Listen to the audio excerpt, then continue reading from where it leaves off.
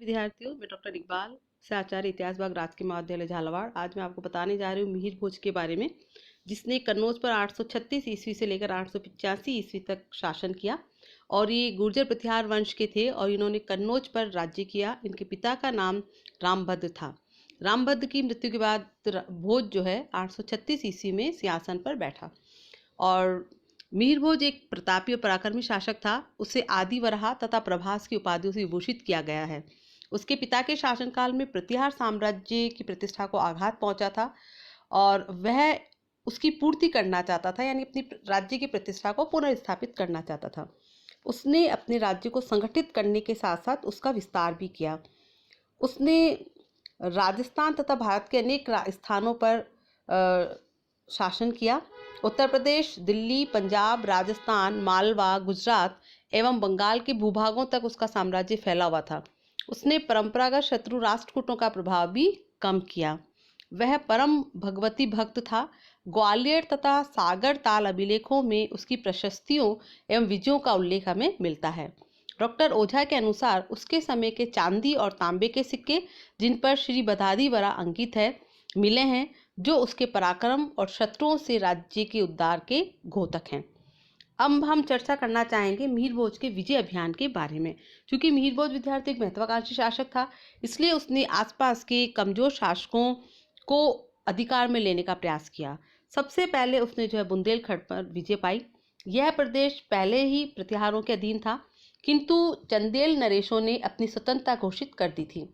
वराह अभिलेख से प्रमाणित होता है कि मिहिर भोज ने बुंदेलखंड पर पुनः अधिकार कर लिया था। चंदेलों ने प्रतिहारों की अधीनता स्वीकार कर ली।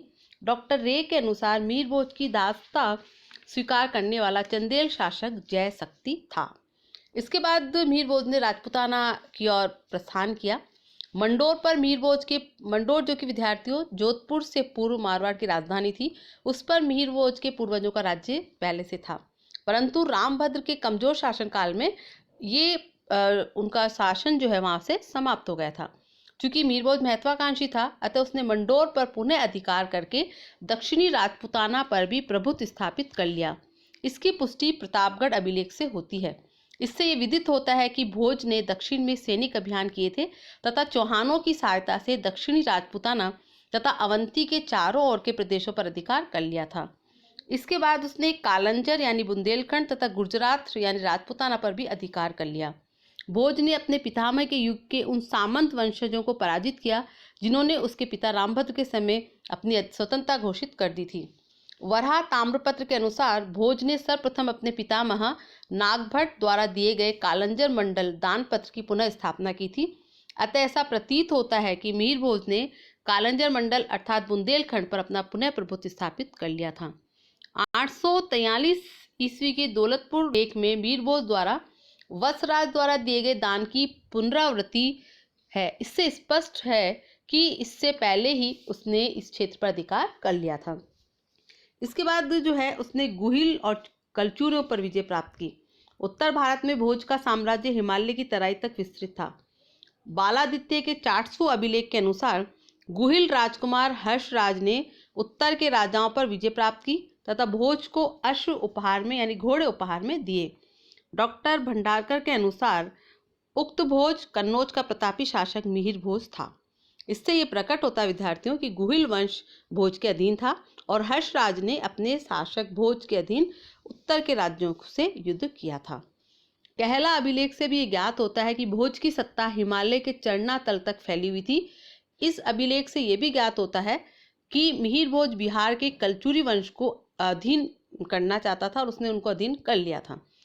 कलचुरी राजा गुणाबोधि देव भोज का समकालीन था। इसके बाद उसने पश्चिमी भारत व मध्य प्रदेश पर अधिकार किया। ऊना ताम्रपत्र से ज्ञात होता है कि बलवर्मन ने हुणों से पृथ्वी को मुक्त करवाया था। डॉक्टर पुरी का मत है कि बलवर्मन मिहिर भोज का सामंत था।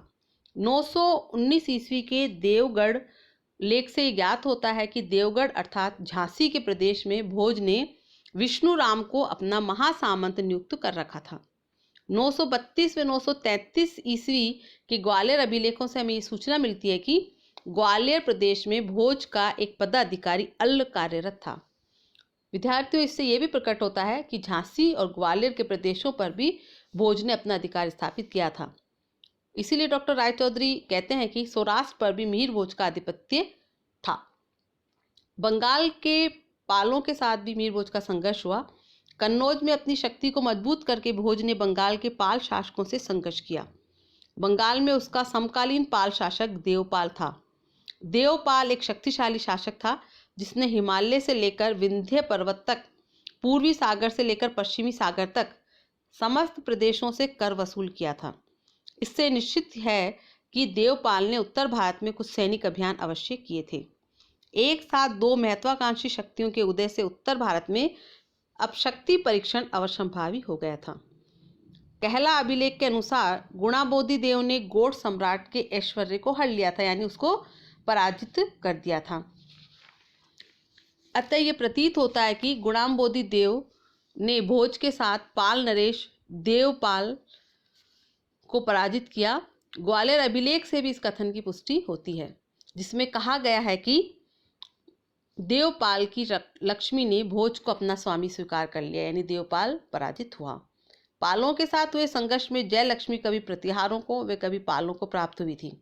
Doctor R.S. त्रिपाठी की ये संभावना ठीक प्रतीत होती है कि भोज के आगे बढ़ने पर उसे कुछ असफलताओं का सामना करना पड़ा। इसके बाद मिहिर भोज का राष्ट्रकूटों से भी संघर्ष हुआ। भोज के दक्षिण पश्चिम अभिलेखों के अनुसार प्रतिहार सीमाएं राष्ट्रकूट राज्य के निकट पहुंच गई थी। राष्ट्रकूट प्रतिहारों के परंपरागत दुश्मन थे।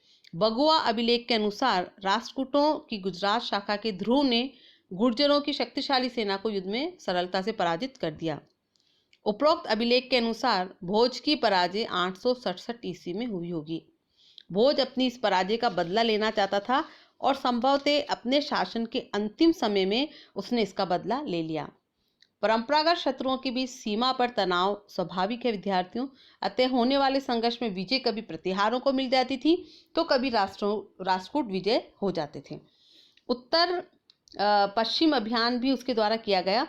मिहिर भोज चूंकि एक महत्वाकांक्षी शासक था और अपने आसपास के राज्यों को जीतकर अपने साम्राज्य का विस्तार करना चाहता था, अतः उसने विस्तारवादी नीति अपनाई थी और इसी विस्तारवादी नीति पर चलते हुए भोज ने उत्तर पश्चिम दिशा में भी सैनिक अभियान किया।